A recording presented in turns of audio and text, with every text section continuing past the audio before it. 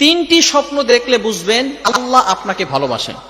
ভালো করে বুঝেন, তিনটি স্বপ্ন যদি আপনি দেখেন বুঝবেন যে আল্লাহ আপনাকে মহাব্বত করেন, আল্লাহ আপনাকে ভালোবাসেন।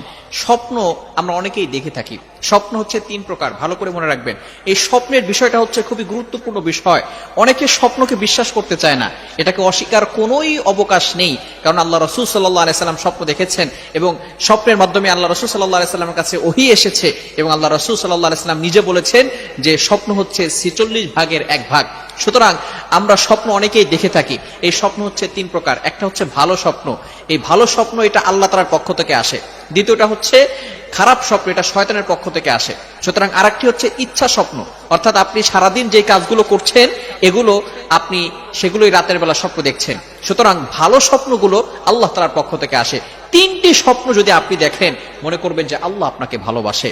এক নম্বর স্বপ্ন হচ্ছে আপনি যদি দেখেন স্বপ্নে আপনি কোরআন পড়তেছেন, ভালো করে বুঝেন, আপনি কোরআন তেলাওয়াত করছেন, তাহলে মনে করবেন যে আল্লাহ পাক রব্বুল আলামিন আপনাকে ভালোবাসেন। আল্লাহ পাক রব্বুল আলামিন আপনার স্ট্যাটাস, আপনার মর্যাদা আরো হাই লেভেলের করে দিবেন। আল্লাহ তাআলা আপনার উপর রহমত নাজিল করবেন। আপনার শান্তি নাই, আল্লাহ পাক রব্বুল আলামিন আপনার জন্য সুখের ব্যবস্থা করবেন। আল্লাহ পাক রব্বুল আলামিন আপনার উপর রহমত বৃষ্টির মতো নাজিল করে দিবেন এবং আপনার সম্মান আরো আল্লাহ তাআলা বাড়িয়ে দিবেন যদি আপনি স্বপ্ন দেখেন কোরআন শরীফ পড়তেছেন। নাম্বার 2, দ্বিতীয় নাম্বার স্বপ্ন হচ্ছে যদি আপনি দেখেন আপনি গোসল করতেছেন, তাহলে মনে করবেন যে আল্লাহ পাক রব্বুল আলামিন আপনাকে ভালোবাসেন। কেননা যে গোসল করার মাধ্যমে আমরা শরীরের যে দুর্গন্ধগুলো আছে, শরীরের যে ময়লা আছে, এগুলো আমরা গোসলের মাধ্যমে পরিষ্কার করে ফেলি, পরিচ্ছন্ন হয়ে যায়।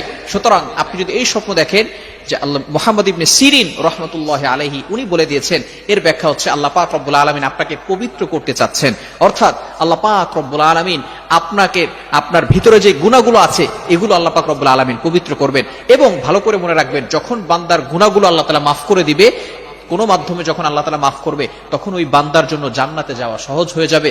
আর আল্লাহ তাআলা যাকে ভালোবাসবেন আল্লাহ পাক রব্বুল আলামিন তাকে কিয়ামতের ময়দানে বলবেন, উইল গো টু প্যারাডাইস, তুমি জান্নাতে চলে যাও। ওই দিন আল্লাহ পাক রব্বুল আলামিন তাকে জাহান্নাম নয় জান্নাতে দিয়ে দিবেন। তৃতীয় নাম্বার হচ্ছে যদি আপনি স্বপ্নে দেখেন যে আপনি নামাজের মুসল্লায় বসে কান্না করতেছেন, আল্লাহ তাআলার কাছে তওবা করতেছেন, ইস্তেগফার করতেছেন, তাহলে আপনি কি করবেন? এই ক্ষেত্রে আপনার ব্যাখ্যাটা হচ্ছে যে অবশ্যই আল্লাহ তাআলা আপনাকে ভালোবাসেন এবং আল্লাহ পাক রব্বুল আলামিন আপনি যেই বিষয় নিয়ে কান্নাকাটি করতেছেন, আল্লাহ পাক রব্বুল আলামিন আপনার যে চাওয়াগুলো আছে, আকাঙ্ক্ষাগুলো আছে, আল্লাহ পাক রব্বুল আলামিন সেগুলো কবুল করবেন, আপনার গুনাহ খাতা মাফ করে দিবেন এবং আপনার জন্য জান্নাতে যাওয়ার পথ সহজ করে দিবেন। সুতরাং এই স্বপ্নগুলো যদি আমরা দেখি তাহলে মনে করব আল্লাহ আমাদেরকে ভালোবাসে। এখন যদি খারাপ স্বপ্ন দেখি তাহলে আমাদের কি করণীয়? যদি খারাপ স্বপ্ন আপনি দেখেন তাহলে মনে করবেন এটা শয়তানের পক্ষ থেকে আসছে, এটা আল্লাহ তাআলার পক্ষ থেকে নয়। এজন্য আমরা সবসময় খারাপ স্বপ্ন দেখলে ঘুম থেকে উঠার পরেই আউযু বিল্লাহি মিনাশ শাইতানির রাজিম করব এবং বাম কাতে থুতু নিক্ষেপ করব, বাম দিকে থুতু নিক্ষেপ করব এবং যে দিকে ফিরে স্বপ্ন দেখেছি তার বিপরীত দিক হয়ে ঘুমিয়ে যাব। তাহলে আল্লাহ পাক রব্বুল আলামিন খারাপ স্বপ্নের যেই প্রভাব আছে সেগুলো থেকে আমাদেরকে হেফাজত করবেন। আল্লাহ তাআলা আমাদের সকলকে